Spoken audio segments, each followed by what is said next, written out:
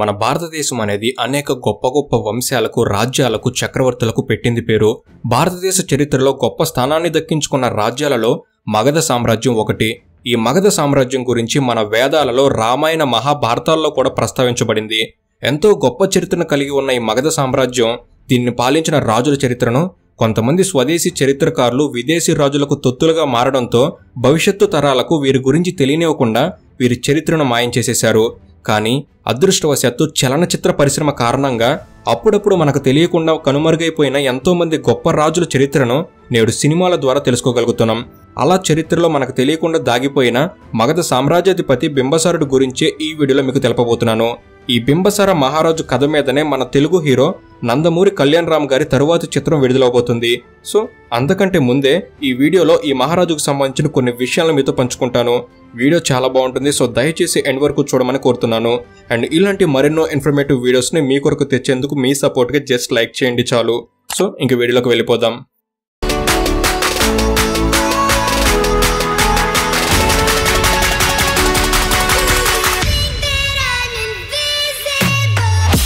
మహావంశం గ్రంథం ప్రకారం క్రీస్తు పూర్వం 6వ శతాబ్దంలో మగధ సామ్రాజ్యాన్ని హర్యాంక రాజవంశం పరిపాలించింది. ఈ రాజ్యాన్ని ఆ సమయంలో బాటియా అనే మహారాజు పరిపాలిస్తున్నారు. వీరి కొడుకే మన బింబసారుడు. బింబసారుడికి కేవలం 15 ఏళ్ల వయసు వచ్చేసరికే బాటియా రాజు తన కొడుకుని మగధ సామ్రాజ్యానికి రాజుగా ప్రకటించేశారు. దాంతో కేవలం చిన్న వయసులోనే, అనగా 15 ఏళ్ల వయసులోనే బింబసారుడు మగధ సామ్రాజ్యానికి రాజైనాడు.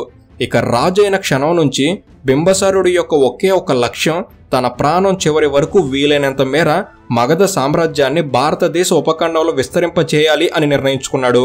ఇక తన రాజ్యానికి చుట్టుపక్కల రాజ్యాలను యుద్ధం చేసి గెలవడం ప్రారంభించాడు.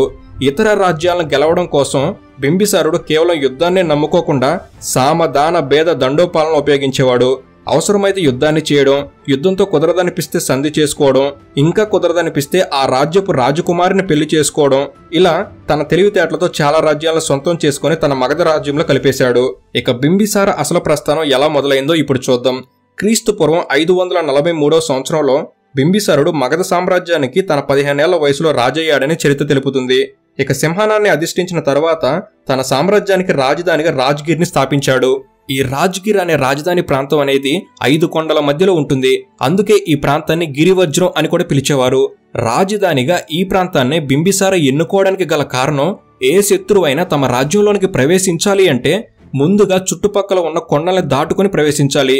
రహస్యంగా ఈ కొండల్ని దాటడం అనేది అసాధ్యం కనుక సురక్షితంగా ఉండొచ్చు అని ఈ ప్రాంతంలో రాజధానిని ఏర్పాటు చేశాడు. ఇక రాజయ్యాక మొదటిగా తమ రాజ్యానికి పక్కనే ఉన్న అంగరాజ్యంపై బింబిసార దృష్టి పెట్టాడు. ఎందుకంటే తన చిన్నతనంలో ఈ అంగరాజ్యపు రాజైన బ్రహ్మదత్తుడు తన తండ్రిని ఓడించాడు. అందుకు ప్రతీకారంగా మొదటిగా ఈ అంగరాజ్యంపైకి బింబిసార దండెత్తాడు. దాంతో బింబిసార దెబ్బకు బ్రహ్మదత్త నిలవలేక ఓడిపోయాడు. దాంతో అంగరాజ్యం బింబిసార కైవసం అయ్యింది. ఈ అంగరాజ్యమే ప్రస్తుతం మనం పిలుస్తున్న పశ్చిమ బెంగాల్ ప్రాంతం. ఇది సముద్రానికి దగ్గరలో ఉండటం వలన ఆ కాలంలో విదేశీ వ్యాపార సంబంధాలను ఈ రాజ్యం గుండానే చేసుకుని తన మగధ రాజ్య సంపదను బింబిసారుడు పెంచాడు. ఇలా వరుసగా ఎన్నో రాజ్యాలను గెలుచుకుంటూ బింబిసారుడు వెళ్ళాడు. యుద్ధంలో గెలవటం కుదరకపోతే వివాహ బంధంతో జయించేవాడు. ఇలా కోసల రాజ్యాన్ని జయించడానికి కోసల మహారాజు కూతురైన కోసలదేవిని వివాహం చేసుకున్నాడు. దాంతో మగధ మరియు కోసల రాజ్యాల మధ్య శత్రుత్వం ముగిసింది. పైగా బింబిసారుడికి కట్నంగా కాశీనగరాన్ని కూడా ఇచ్చారు. కాశీనగరం అప్పట్లో నుంచే హిందూ సాంప్రదాయాలకు పవిత్ర క్షేత్రం అవడం వలన ఈ నగరం నుండి కూడా బింబిసారుడికి ఆదాయం వచ్చేది. ఇక ఆ తర్వాత వైశాలికి చెందిన లిచ్చవి యువరాణిని, మద్ర వంశాధిపతికి చెందిన క్షేమ యువరాణిని పెళ్లి చేసుకున్నాడు. ఇలా వరుసగా దాదాపుగా 500 మందిని బింబిసారుడు రాజ్య విస్తరణ కోసం పెళ్లి చేసుకున్నట్లుగా మహావాగాలు చెప్పబడింది. ఇక మరికొన్ని రాజ్యాలను తన స్నేహంతో పొత్తు పెట్టుకుని గెలిచేవాడు. దీనికి ఉదాహరణ ప్రద్యోత రాజు. ఈ రాజుకు తీవ్రమైన జబ్బు చేసినప్పుడు బింబిసారుడు అతని వద్దకు ప్రత్యేక వైద్యాధికారిని పంపి చికిత్స చేయించాడని బౌద్ధ గ్రంథాల్లో చెప్పబడింది. ఆ రోజుల్లో బింబిసారుడి ఆధీనంలో దాదాపుగా 80,000 గ్రామాలు ఉండేవి. ఒక్కో గ్రామానికి ఒక్కో అధికారిని నియమించి పన్నుల్ని వసూలు చేసేవాడు. అలాగే ఆ గ్రామ పరిపాలనా బాధ్యతలను బాగా చూసుకునేవాడు. అలాగే సైనిక, ఆర్థిక పరిపాలన కోసం ఉన్నత స్థాయి అధికారులను సైతం తన రాజ్యంలో ఏర్పాటు చేశాడు. అలాగే ఎప్పటికప్పుడు తన మంత్రులు చెప్పే సలహాలను సైతం చాలా శ్రద్ధగా వినేవాడు.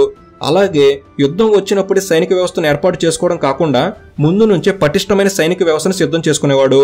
బింబిసారుడు అవలంబించిన ఈ పద్ధతినే ప్రస్తుతం స్టాండింగ్ ఆర్మీ అని పిలుస్తున్నారు. ఇక ఎప్పటికప్పుడు తన రాజ్యంలోని పై అధికారులతో తరచుగా చర్చలను జరుపుతూ ఉండేవాడు.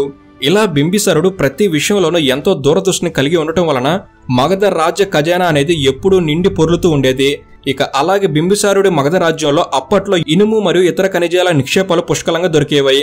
ఈ నిక్షేపాలను వాడుకోవడంలో బింబిసారుడు విజయం సాధించాడు. దొరికిన ఇనుప ఖనిజాలతో ఇనుప వస్తువులను తయారు చేయించేవాడు. ముఖ్యంగా గొడ్డలి, నాగలి, అలాగే యుద్ధంలో వాడేందుకు ఆయుధాలను తయారు చేయించేవాడు. ఇవన్నీ కూడా వారికి ఎంతగానో ఉపయోగపడ్డాయి. అలాగే వీరి రాజ్య ప్రాంతంలో ఉన్న విస్తారణమైన అడవుల నుంచి తన సైన్యానికి కావలసిన ఏనుగుల్ని కలపన సిద్ధపరుచుకున్నాడు.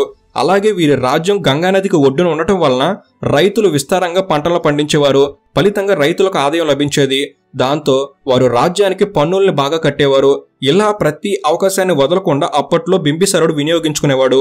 ఇక సైనిక విభాగాల్లో కూడా 4 రకాలను సిద్ధంగా ఉంచేవాడు. అవే పదాతి దళం, అశ్వికా దళం, రథాలు మరియు ఏనుగులు. అలాగే ఇతను అంగరాజ్యాన్ని గెలిచాక నావికా దళాన్ని సైతం ఏర్పాటు చేశాడు.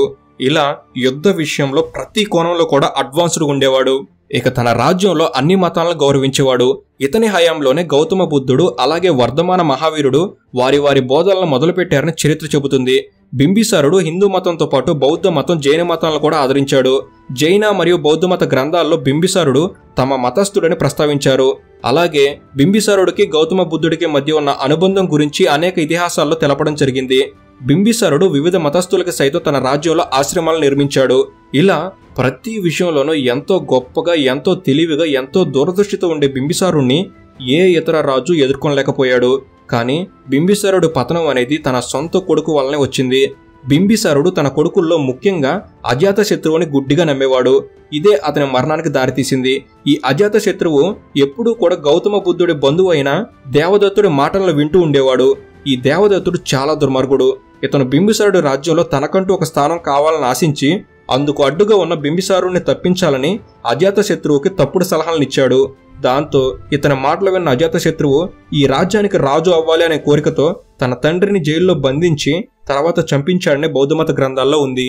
తన కొడుకు చేసిన మోసాన్ని తట్టుకోలేక బంధించిన తర్వాత బింబిసారుడే జైలులో తనంతట తానే ఆత్మహత్య చేసుకున్నాడని మరొక మతమైన జైన మత గ్రంథాల్లో తెలపడం జరిగింది. రెండిటిలో ఏది అసలైనది అనేది స్పష్టత లేకపోయినప్పటికీ ఏది ఏమైనా అతను కుమారుడి చేతిలో మోసపోయాడు. ఎంతటి ధీరుడికైనా ఏదో ఒక బలహీనత ఉన్నట్లే బింబిసారుడికి కూడా తన కొడుకు మీద ఉన్న విపరీతమైన ప్రేమ అనేది తనని జైలు పాలు చేసి చివరికి చనిపోయేలా చేసింది. ఏది ఏమైనా బింబిసారుడు మాత్రం ఒక గొప్ప మహారాజు. మొత్తం మగధ సామ్రాజ్యాన్ని సృష్టించిన వీరుడు. అతను నాటిన ఈ మగధ అనే విత్తనాన్ని తరువాతి తరాల వాళ్ళు మరింత ఎత్తుకు తీసుకెళ్లి మొత్తం భారత ఉపఖండాన్ని ఏకం చేశారు. ఇతను తన రాజ్యంలో అన్ని మతాలను ప్రోత్సహించాడు. అలాగే వాణిజ్యం, చేతి పనులు, సాంస్కృతిక కళలను సైతం ప్రోత్సహించాడు. ఇతని తెలివితేటలతో మగధ సామ్రాజ్య స్థాపనకు పునాది వేయడమే కాకుండా భారతదేశ మొదటి ప్రధాన పాలకుడిగా కూడా బింబిసారుడు భారతదేశ చరిత్రలో నిలిచిపోయాడు. సో ఇది ఫ్రెండ్స్ బింబిసార మహారాజు చరిత్ర. ఈ వీడియో అనేది మీరు కొత్త విషయాలు తెలుసుకోవడంలో ఎంతో కొంత ఉపయోగపడిందని నేను భావిస్తున్నాను. ఈ వీడియో కనుక మీకు నచ్చినట్లయితే జస్ట్ లైక్ చేయండి చాలు. ఇలాంటి మరెన్నో ఇన్ఫర్మేటివ్ వీడియోస్ని ఇక్కడ నుంచి తేబోతున్నాను. వాటిని మీరు కూడా పొందేందుకు తప్పకుండా మన తెలుగు నాలెడ్జ్ సబ్స్క్రైబ్ చేసుకుని బెల్ని ఆల్లో పెట్టుకోగలరు. అండ్ బింబిసార మహారాజుపై మీ అభిప్రాయం ఏమిటి అనేది కామెంట్ సెక్షన్లో నాతో పంచుకోండి. Thank you for watching. Have a good day.